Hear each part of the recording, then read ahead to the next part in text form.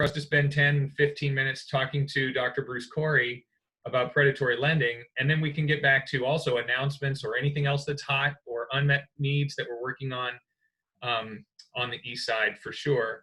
I'm dying to hear from East Side elders after we talk about predatory lending about how Meals for Seniors is going. You announced on the call last week an opportunity for businesses on the East Side to jump in, and we want to promote donating so that seniors are getting some hot meals in their homes, and the money is going to help by buying those meals from our East Side restaurants. So want to hear about that program for sure, but I want to turn it over to Dr. Bruce Corey right now, and let's talk a little bit about predatory lending. And Dr. Corey, while you're getting going, I'm going to pull up the PowerPoint, and we can be ready to do that whenever you say go. Yeah, good afternoon, everybody. It's a pleasure to be here, though it's not the best time. I know there are a lot of things weighing on everybody's mind these days, and most recently, the tragedy with George Floyd and what's emerging after that.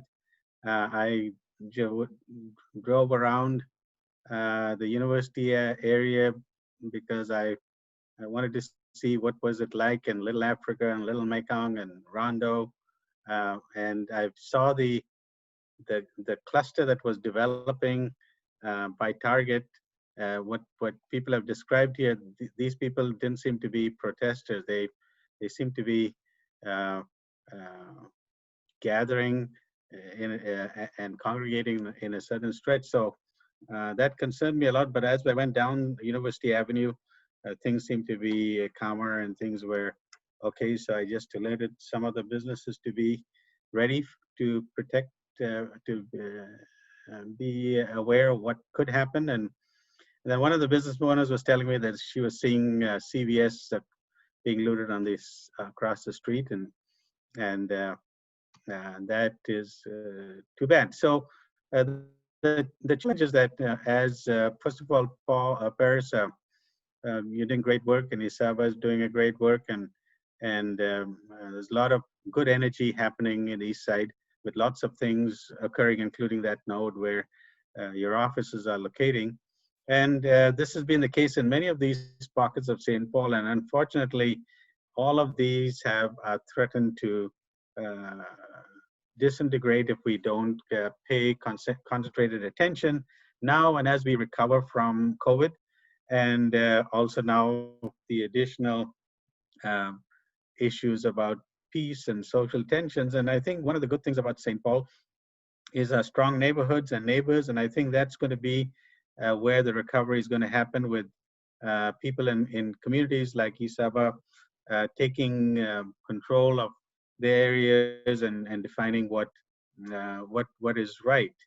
And so in that context, as you could see, and many of you had experiences with businesses and business development, this is a very troubling time in terms of access to capital. And so it can put a lot of people into a sense of vulnerability. And so I wanted to alert people beforehand, because this was happening before the crisis hit, this wave of predatory lending. And I happened to get involved with it in Little Africa when one of the business owners talked to me about being caught in this trap with a lender that the combined fees and interest was more than 200%. So you can think about what kind of a situation. So for a loan of about 100,000, and Kadir will know a lot about this too, because AEDS played a very leadership role in helping put a package together.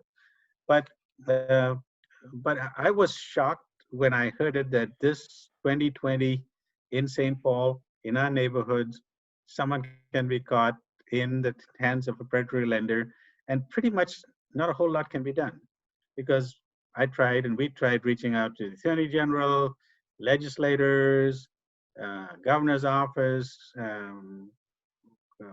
but not much. We didn't see much traction, because it looks like legal protections are there for consumer lending, but not so much for business lending.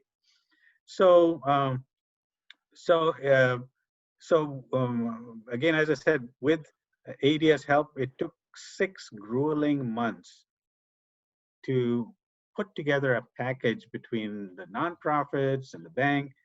And this was such a tenuous process of getting everybody on the same page.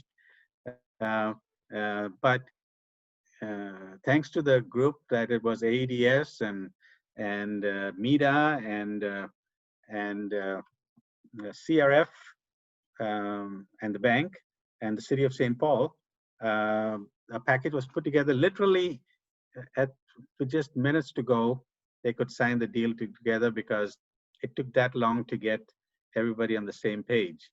So I bring this to mind because first, getting a business getting to the problem is a big challenge, but then getting out of it is even tougher. And the property that we're talking about is in the by the stadium. It's an opportunity zone. So the predatory lender foreclosed on this person's property and um, could technically have access to that prime property just with a loan of 100,000. Um, and so it's very bad. And so I want to show you. I know I know people. A lot of things are in mind, and I don't mind we're not talking about this too. But I have a set of slides that you could read in later. But if you like, I'll just quickly go through some major points, and then uh, just leave it open because I'm curious to know if people have heard about predatory lending situations in the East Side, and what is your experience right now with business development. So if we go through the first slide, uh, so can we see that the second slide? Ferris? Is it up, the 7 warning signs? Yeah, it's not on. We can't see it on this. It's not showing on the screen. Oh, no. Is the first slide up? Yeah, first is up. Okay. It's up on my screen. The 7 warning signs of possible predatory lending. It may just be that my internet speed is slowing us down enough that we.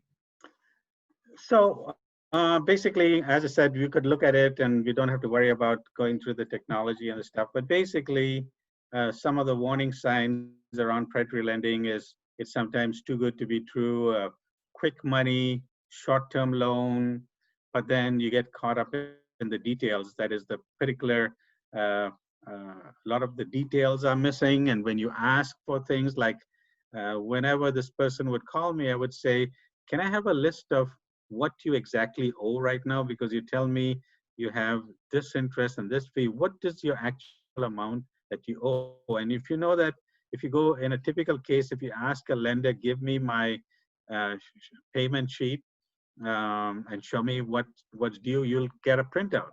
This was nothing. It was all, oh, you owe this amount and you owe that amount. And when the person asks for it, they don't get information. They get locked into a deal where the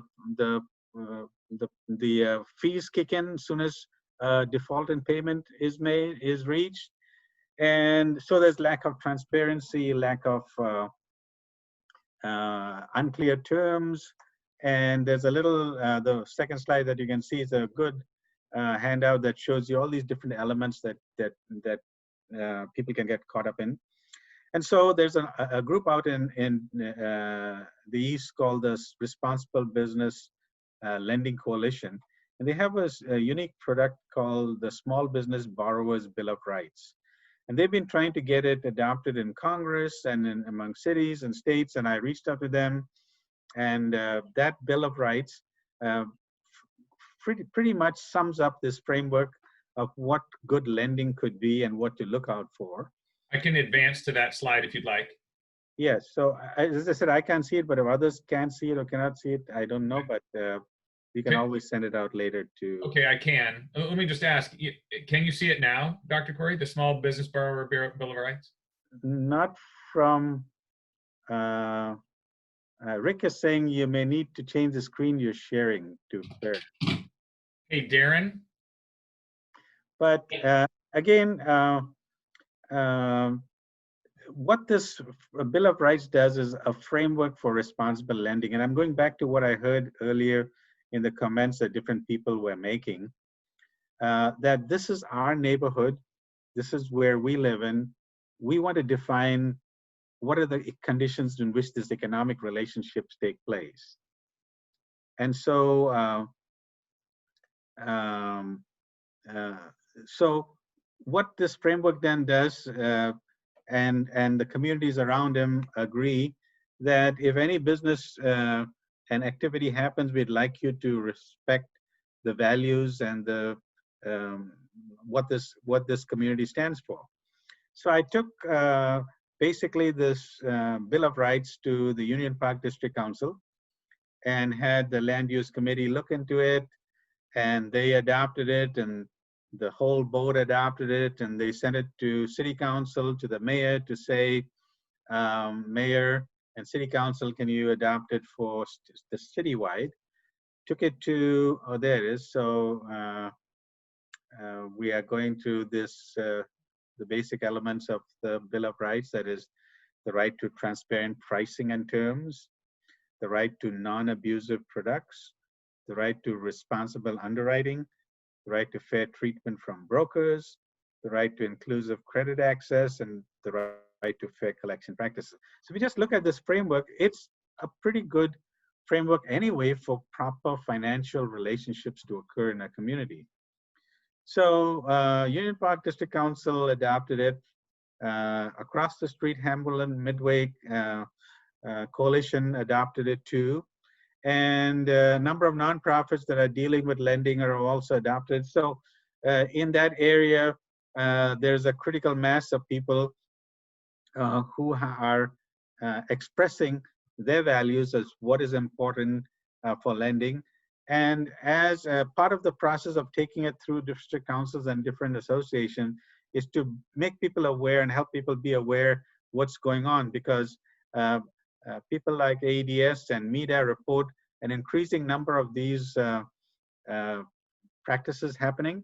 In fact, as we were resolving this crisis, another lender was saying the same predatory lender had got another person in their crosshairs, and that person was trying to get out of it.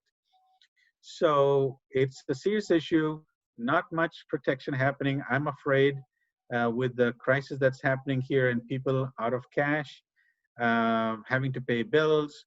They're going to be entering into uh, uh, agreements which might ultimately result in them losing their business. So something for us to be aware of. And I hope that Isaba and the East Side, if you're not already connected to this, might adopt this framework and work together to make that environment for small business friendly, and on a large extent work for access to capital, because that's tied to the next issue that all of us have been tied up in this crisis.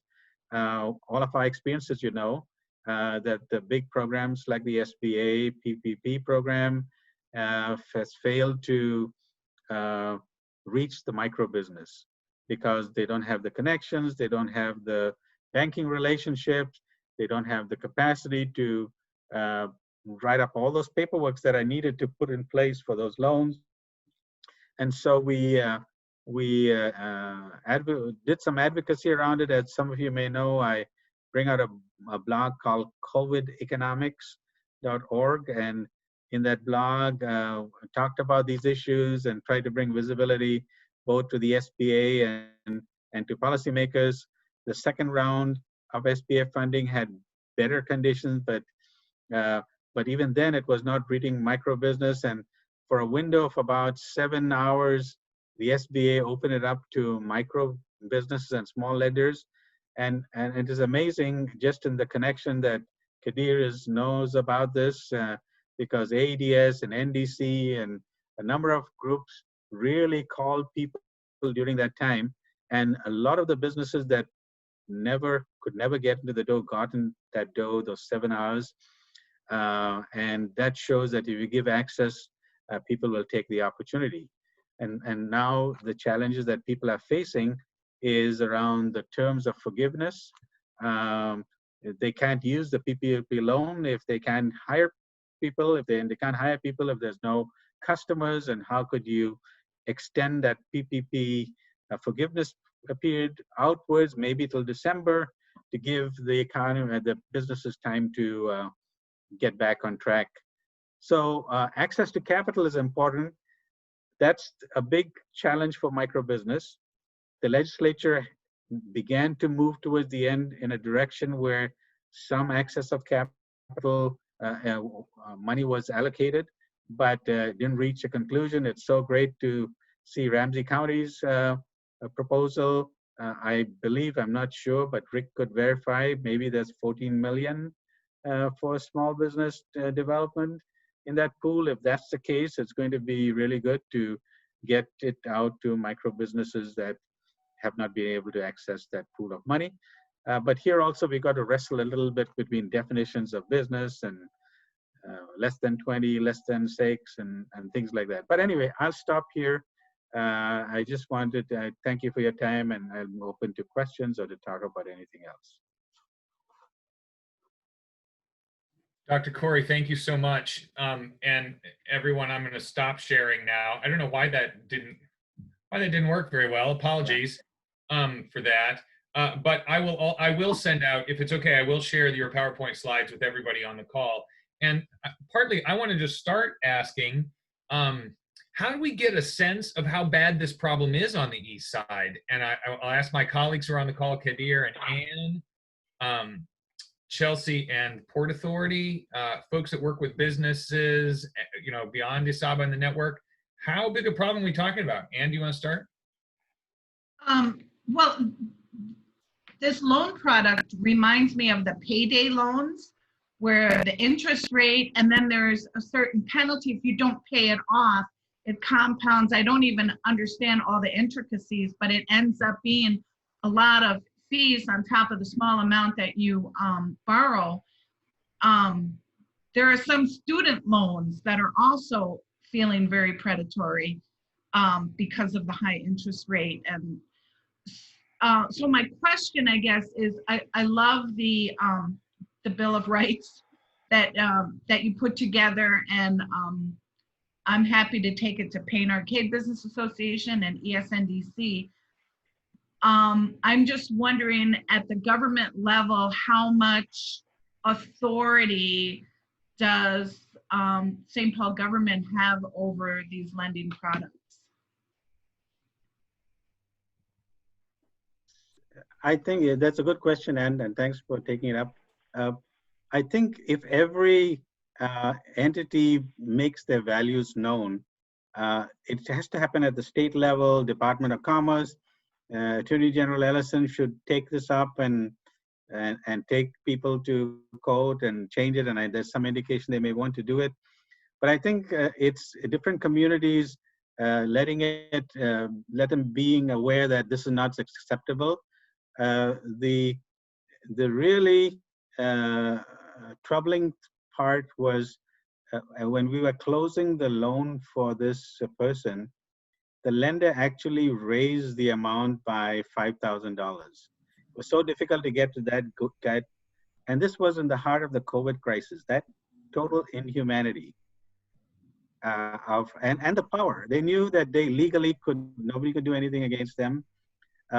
We might have wanted to take them on, but it's going to take energy and stuff.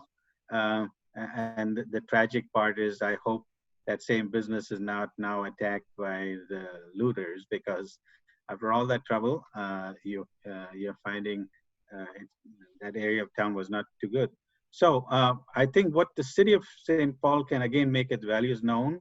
There are a lot of and this is tied to non-bank lenders, a lot of online lenders, and maybe there could be some, and they have a very powerful lobby, it looks like, because Congress could not get anything done so far. Congressman Matt Dean Phillips introduced legislation in Congress, but I didn't think it went anywhere. So there has to be some more pressure put on the system. Thank you, Dr. Corey. And it sounds like, Ann, just to clarify, because this is my question too, if Saba can take action on this, we could do it by a board vote. Like that wouldn't be too hard.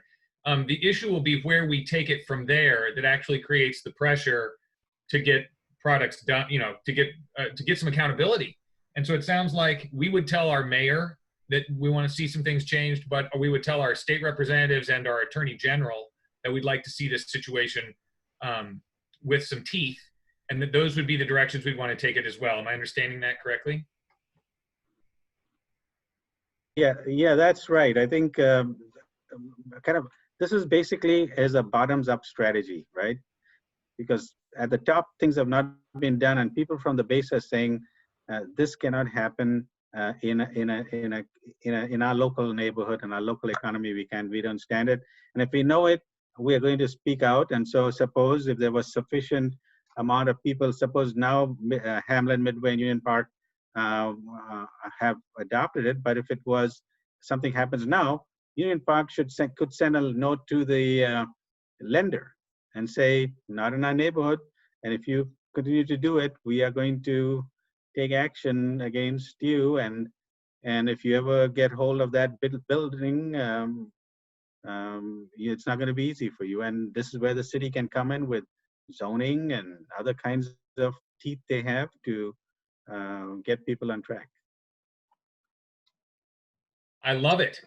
If I could just add too, just a follow up on Dr. Corey's work, because the situation is very unfortunate, and I think part of this too is making sure that those small business owners or those who may be looking for financing are aware of who those individuals are and avoiding them, and instead getting them in contact with other agencies, nonprofit organizations that could potentially fulfill their financing needs, but really to avoid those lenders that, as Dr. Corey's experience proves, I mean, they get into a legal obligation and it's very hard to fight, but they're paying a great deal of money and it's not easy for them. So part of this is helping to educate those entrepreneurs as well, and making sure that they're making the wise financing decisions that they need, and go with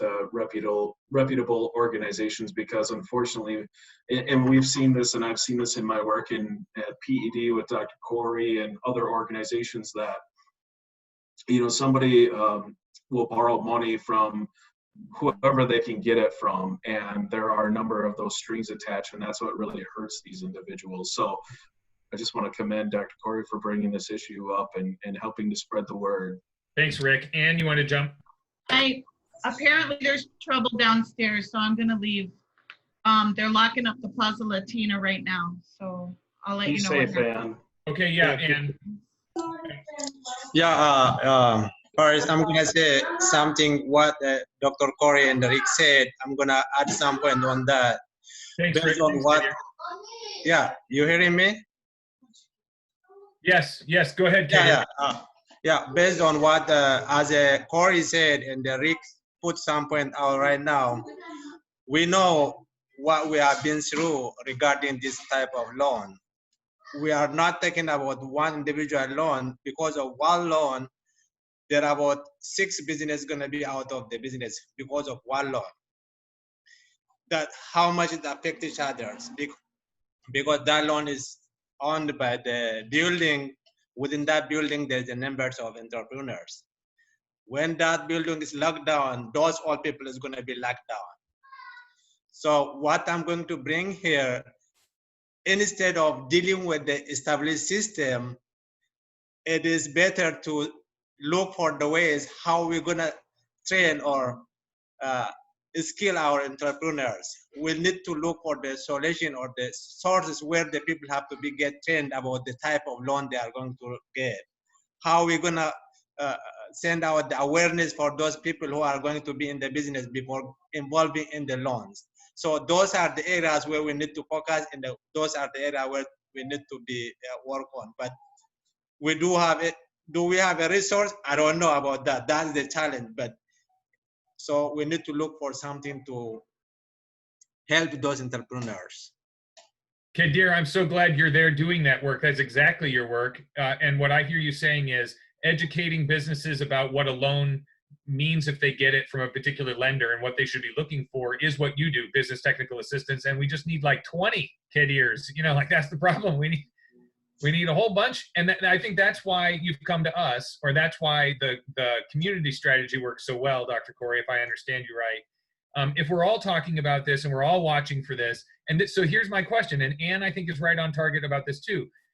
Kadir, it's not, I think I would agree with, and you would agree, it's not only knowing what to look for and training yourself as an entrepreneur to know what you're getting yourself into. It's also knowing who the perpetrators are and publishing their names and saying, don't, if you get something from these folks, say no to them. That, and that doesn't mean they don't change their names regularly and that they're not sophisticated in the system. But the more we can say, like, you see these folks coming, they're no good.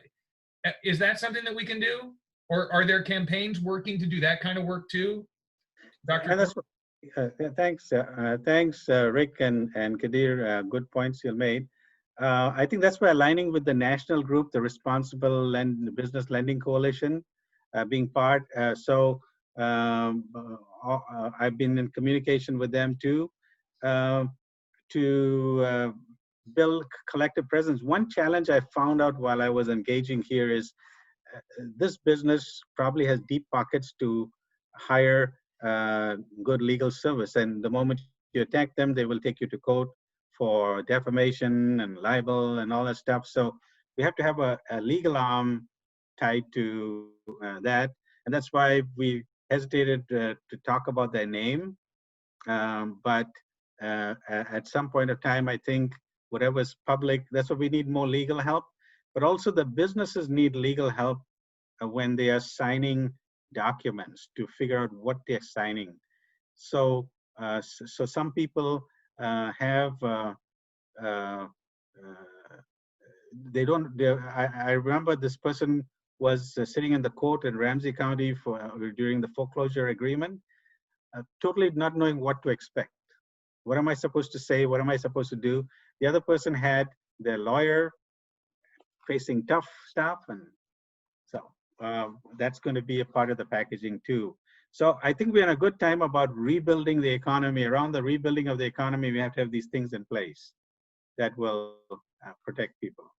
Fantastic, Dr. Corey. So the place I want to go with this is ISABA board members, and I should have acknowledged all of you before. I think we just lost Chelsea. But Chelsea, Darren, Tanya, who are on this call. Steve Ledeen, the president of ISABA, is a small business lawyer.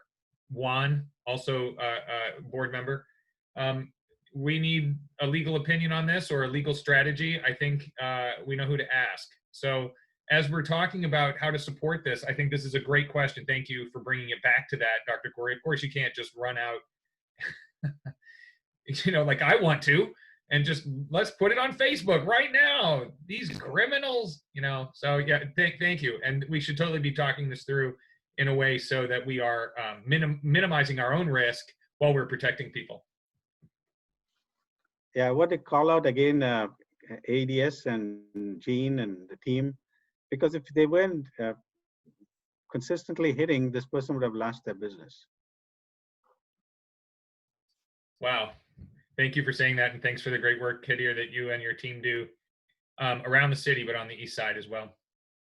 Other questions about predatory lending and what we do about it? It sounds like we have a campaign building here that I'll be, next steps for ISABA would be taking that to the board and then talking that through. And then they'll have a decision that we'll share with membership. But want to get folks' comments or thoughts about this right now. Is this an issue that ISABA should take up? Do you like what you've heard, or do you have other questions? Something came to mind, if I can, and I'm trying to get a response from our regional office with regard to coverage around civil unrest, riot effects, and how that impacts our business owners. And I'm still waiting for the chat for them to respond. But as we talk about whether it's predatory lending and or rebuilding lending or things of that nature, as a business owner owning the building as well as the business, separate entities nonetheless still coming out of my pocketbook with regard to any damages that are done as a result of the current events.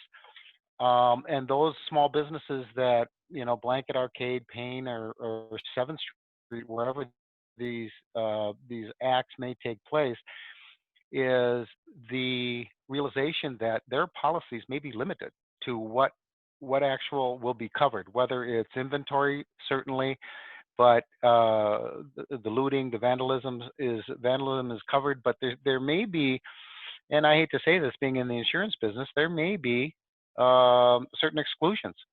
And so, as a result, small businesses who are already on a thin margin and tight line of credit, if you will, if they don't have a relationship with an existing bank, if they don't have the history and credit history that is required in order for them to get rebuild monies, what are the options that ISABA might be able to identify, either through keeping in mind predatory lending and swaying people away from easy access to high interest monies versus a system and or guide, if you will, to what are the best practices in the event a small business owner needs to secure monies to rebuild. Fantastic, Juan. So this is the plus side, everybody, the access to capital question. And Rick, thoughts about that? Kadir, thoughts about that? Go ahead, Rick. Yeah, I was just going to get the link. The City of St. Paul's PED department put together a great list of technical assistance providers and organizations like AEDS and others, and they have this great forum that also indicates those that provide financial assistance. And I'll shoot the link into the chat box here, but that's a great reference point, I think, to get connected or to connect individuals to organizations like AEDS and Kadir, or if there are if they fit into the mission or vision of one of the other organizations. So here's my only thought about that right now, Rick. When we do this work over at, thank you, please do post that. When we do this work at the Eastside Enterprise Center, I'm often talking to businesses about connecting with LEDC, connecting with AEDS, connecting with ADA, because those are our partner with NDC. Those are our partners at the Eastside Enterprise Center who do this work, right? All those folks are slammed dealing with deed applications right now. Like, the other thing, Dr. Corey, that we're kind of hurting about at the moment is capacity. And this is Kadir, where we need 20 of you. Those organizations are doing so much, and businesses are now going to kind of be left prey because, are you going to answer? How do you answer all the calls that are going to be coming in? So, but thank you, Rick. Thank you for that list. We're facing issues of capacity here that make it difficult for us to turn on the dime. Dr. Corey, thoughts about that? Yeah, no, you're right. That's the biggest challenge of even the success of the SBA program, the capacity of businesses to spend, and Kadir knows firsthand, and other groups like the Asian MAHAP and LEDC. You need to spend more time, but there's not enough time and not enough people to. So as you go smaller, or you're going to find the need for capacity, and there's not much capacity money in there. So that point is well taken. And Rick, was that information right about the total amount on small business funding in that's? Oh, yes, I forgot. So right now, our first round of funding that's been approved by the county board is $5 million.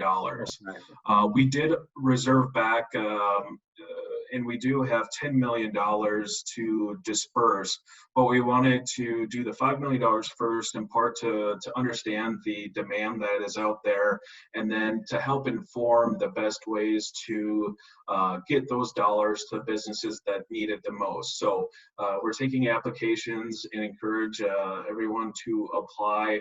The eligibility requirements are between 2 and 20 employees and less than $1 million of revenue. And I'll also put the website address in there. Folks can check out additional information, but we do hope to be able to provide these resources at this time. And to Dr. Corey's points, we we really want to target those micro enterprise businesses and others that have been really affected by this. So because we know that 67% of businesses throughout Ramsey County have 10 or fewer employees. And that number is also very great for, I think it's, I'm sorry, I have it backwards.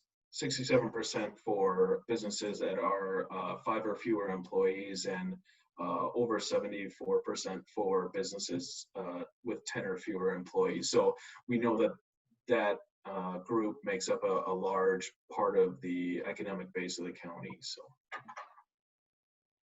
Thank you. Hey, Rick, I just want to kind of note that too. 67% have 5 or fewer employees, 70% have 10 or fewer.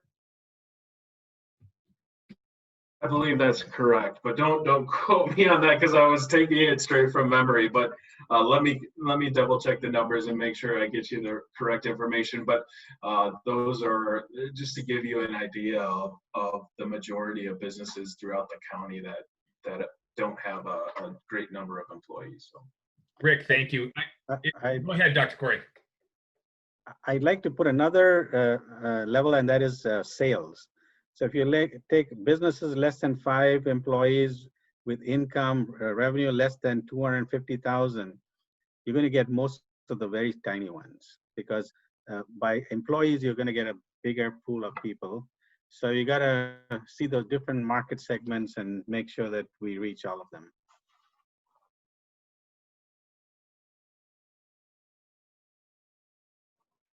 oh, you're muted, Paris. I think you might be trying to speak to us. Hey, thanks, Rick. Dr. Corey, that's 200,000 in annual revenue. No, 250,000 in annual revenue and less than. Actually, a lot of businesses are less than even 50,000 in the really micro business. But you'll get a decent good size of them if you keep a because the volume of businesses when you go below 20. Practically 70 to 80% of all businesses, even in Minnesota, are like that. And as you go down in size, it goes down much. But a revenue thing might help target better too, and a physical location too. Yeah, well, and for us, this just helps because these are the businesses that ISABA has prioritized as the businesses we want to help support. These are the exact businesses that we think we're there for. Am I muted, Rick? No. That's exactly who we want to be working for. And I appreciate this. This is so motivating for me to think, like, what are the reasons why you'd have a business association on the East Side besides the regular reasons people have a business association? For marketing, for networking.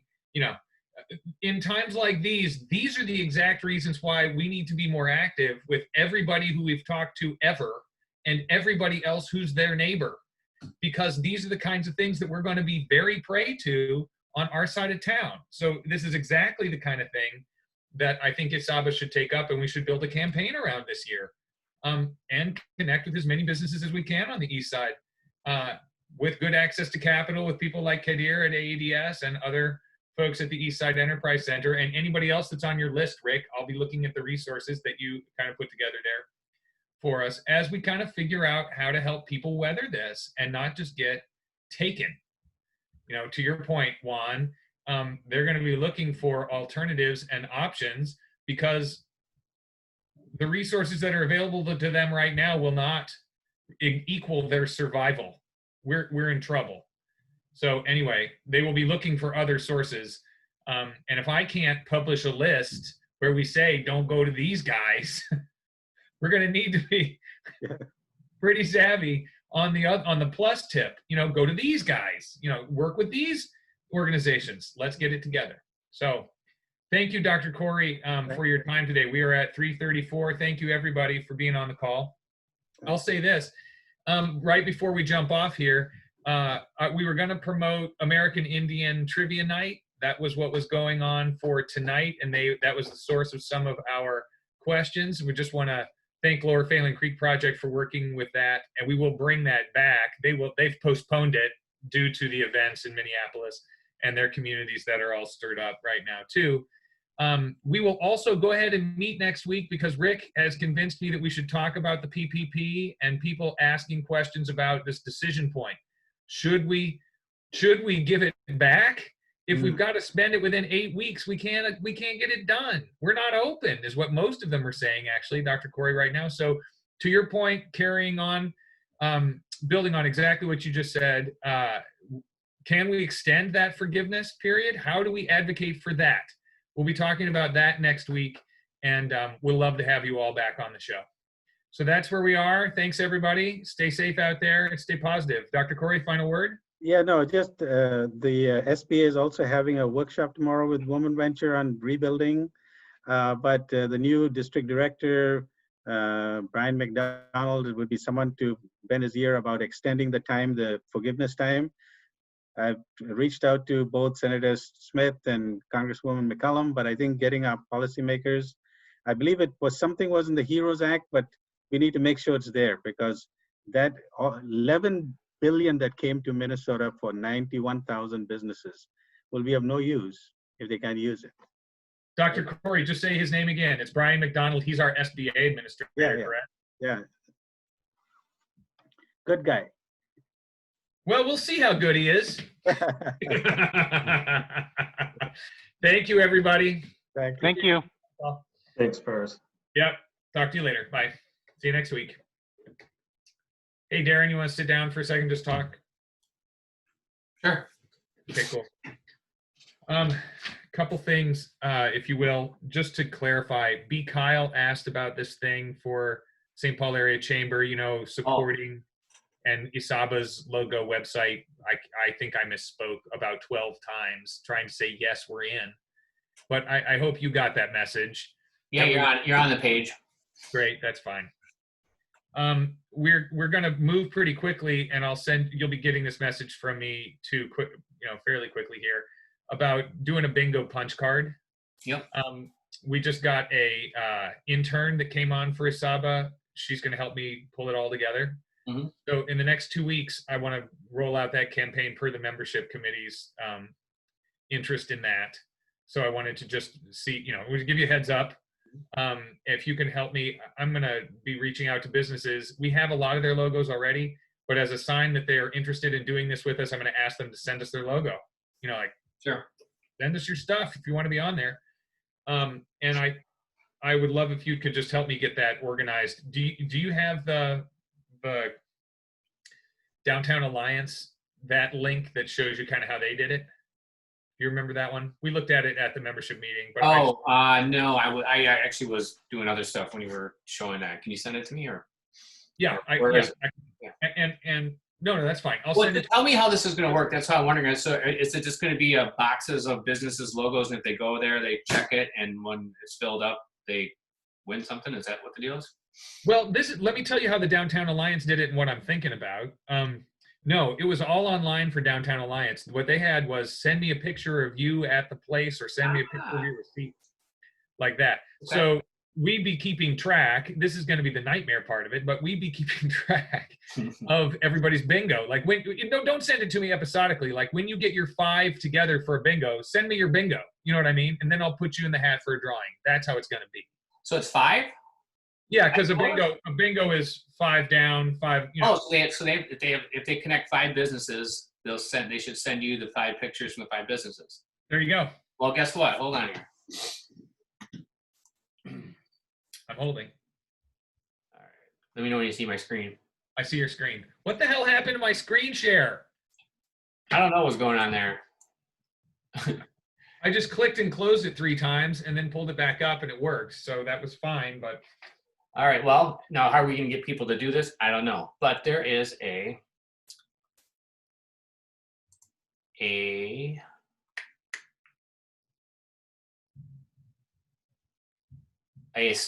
online submission like this news for the resource library where you can upload your logo. Dude, hold on here. Hold on. Yeah, I think. No, hold on. You can upload. We barely use it. No one uses it, but you can upload an image.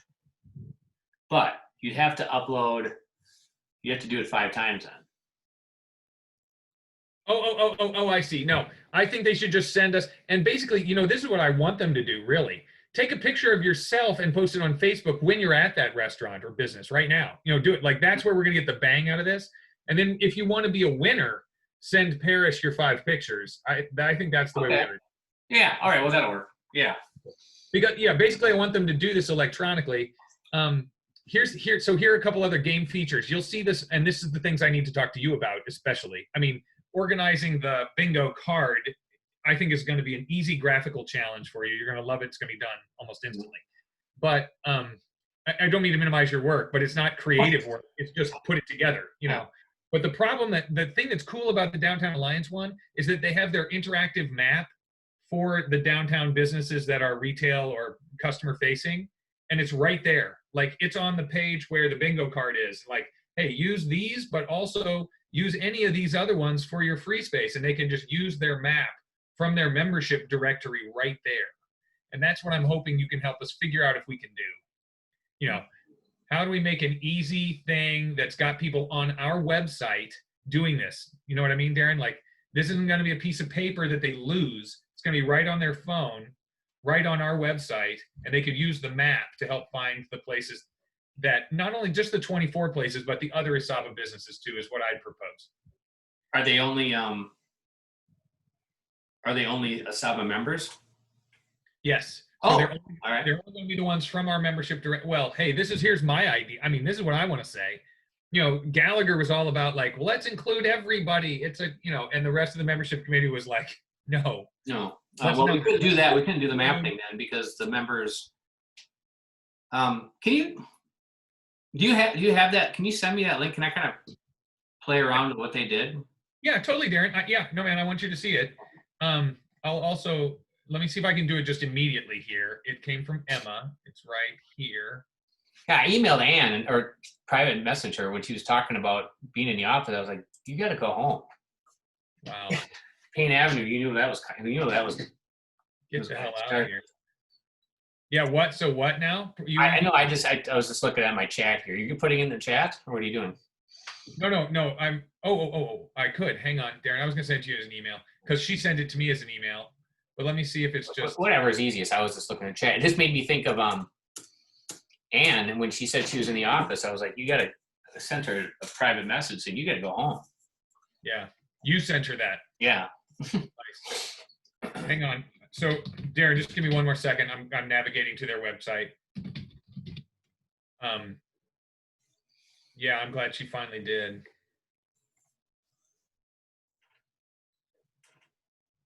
Wow, interesting hearing what Rebecca said too. Like, this was a coordinated. Yeah.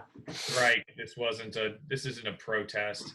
And Rebecca's one of those people who, she's the most protest savvy person in my opinion, that I know, to say something like that. Like, this is not protest bound. I was looking on Twitter, and Midway has calmed down. So it's like she said, they're just going to one place, and then going to the next place, and then going to the next place.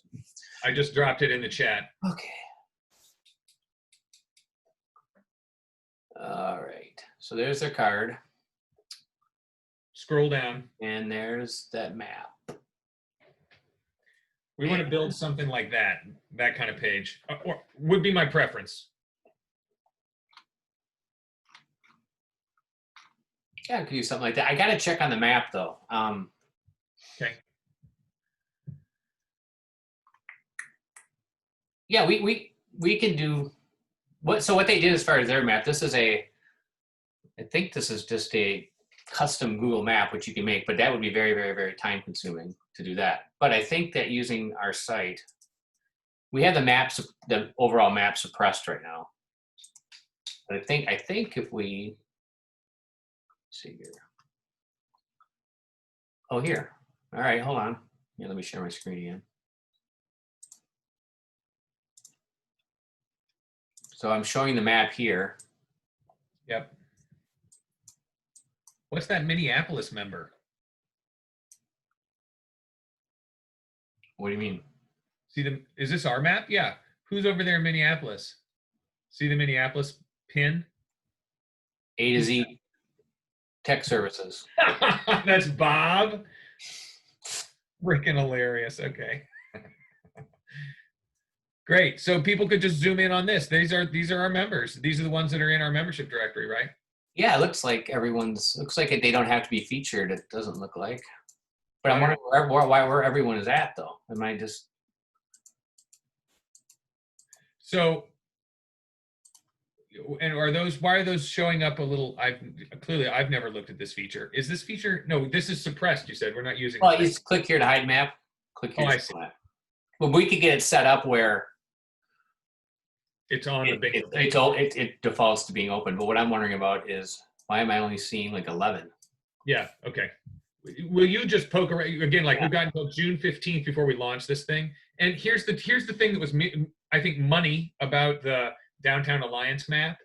So again, like Darren, we're going to do what we can do, not what they could do. Yeah, I know. I'm totally into that. But one of the things that was great about their map is that it's just restaurants and retail open for business. It's just the ones that are customer facing. It's not the ones that are, Allianz, life insurance, enterprise, it's not. Well, the problem is if we use our map, it's going to show everyone. I can't make some show and some not to show. Can we feature them somehow? I'm just asking. That's why I want to figure out why I'm only seeing. Oh, you're only seeing 11. Yeah, and I know that A to Z Tech Services is not they're not in the logo carousel on the homepage, so I'm not sure why. I'll check on that. We'll figure out something. Here's one other thing I just want to ask about. We're going to do banners for this. It's going to be bonanza when we get this going. So I'm going to need you to help me scare up some, a great logo for Bingo Punch Card or whatever the hell we're going to call it. We don't know what we're going to call it. Hey man, I'm open to suggestions right now. Your creative brain we could call this East Side Bingo. I'm okay with that, but anything else super creative hit you? Well, it is bingo. So let's call it bingo. What else do you call it? Fine, we're calling it East Side Bingo. Orbit the East Side Bingo, it could be called. Sure. Yeah, it goes to go back to our orbit deal. I like that orbit theme. So here's my other thing I just want to say about it. So yeah, a banner, when Orbit the East Side Bingo, I think let's go with that. Darren, the archive for the newsletter is not showing up. Oh God, I know. I keep forgetting it. I got to figure out why that is. I guess it has Constant Contact has changed that. You fix that, dang it. I know you're not the only one I need to research that. I can't seem to find any info out there on how to do it. So maybe I'll try to see if Constant Contact, if I can get them on a chat window or something. Yeah, you can do that right on. Do you need to have an account to do that? I can log. I have yours to log into. Yeah, log into mine. Yeah, well, that's what I'm going to do because I'm going to log into your account. So then they can tell me exactly what to do. Great, Darren. Perfect. If you need my help with that, just let me know. Text me or whatever. It's not like this is killing me. I'm doing a newsletter every dadgum week anyway. You know what I mean? But it ought to just. Yeah, I know what you want. I don't know why it's not working when it used to work perfectly fine. Okay. Like about a year ago. Hey man, we could just blame the Russians. Let's do that. By the way, I got a little calendar notice this afternoon, like about an hour before I got on Twitter and saw what was going on here in St. Paul. Do you know what the calendar notice was for? No. The gala tonight. May 28th. The gala was going to be tonight. Hilarious. Isn't that sad? Wow, man. Hey, Darren, wouldn't it be great if the gala was tonight and this is all the work we've done for it? That's the easiest damn event I ever pulled off. I love it. That's going to be the best gala ever. Hopefully. Hey, man, maybe the AV could break down 12 times and I could drive back and forth and pick up different laptops instead of. Wait, we've already done that gala. No. Yeah. All right. Hey, man, thank you.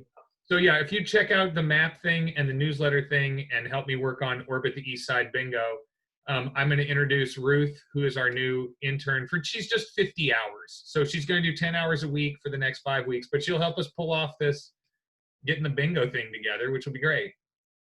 All right. I'll introduce her to the membership team. I'll probably do it tomorrow. These things just fry me. I don't know. Oh, and it sounds like doing a thing on the PPP is exactly what we should do for next week. So let's do another call next week. Let's not have William do it. Do you mind just setting it up? Oh, I don't mind doing it. Yeah, I don't mind. That's fine. If you can't do it, I hope he's okay. What the heck's going on there? Yeah, I know. He's down for now. And then if you will do the recording for them, you don't have to have us record here. Oh, by the way, I'm still recording this. So Yeah, so turn us off and cancel us if you can from